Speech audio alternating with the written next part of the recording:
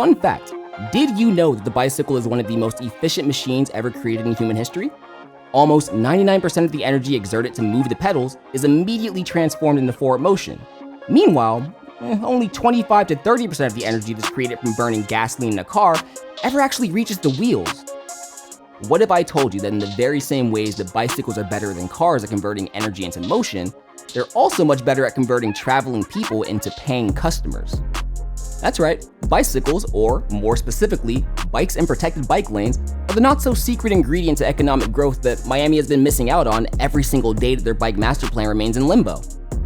In Miami Beach, for example, after only a few months, the introduction of buffer bike lanes along Washington Avenue not only increased the number of cyclists, but it also boosted the revenues of businesses located along those buffer bike lanes.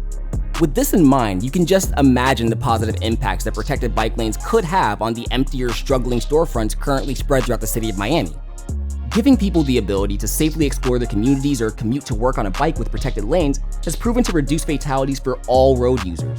But it also gives businesses along the path of those bike lanes direct access to potential customers that may have, otherwise just driven past them.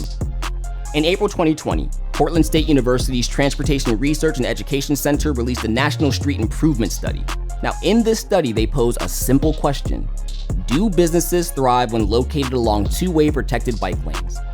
In this study, which analyzed retail and food service employment data from 14 different streets in Memphis, Seattle, Minneapolis, Indianapolis, Portland, and San Francisco, found that the answer to that question is yes.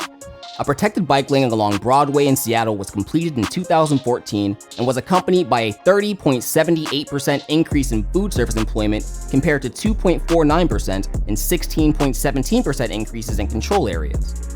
In 2012, bike lanes were installed on Central Avenue in Minneapolis by reducing the width of the travel lane and removing parking lanes. The same corridor also recorded a 52.44% increase in food sales, which more than doubled the 22.46% increase in the control area. The study goes on to conclude, evidence of increased sales, employment, and wages was observed in nearly all the city corridors studied, even in cases in which a motor vehicle or parking lane was removed to install a bike lane. So here's the bottom line. The less money people are forced to spend on fueling, maintaining, insuring, and storing their cars, the more money they'll have to spend elsewhere. Safe, convenient, and well-connected bike lanes allow people from every economic background to spend less on transportation costs and spend more participating in their local economies. And what that means for businesses located along these bike lanes is that they're now literally in the perfect position to absorb those economic benefits by simply reallocating some of the massive amounts of public space that we dedicate to cars and using it to move people as safely and efficiently as possible.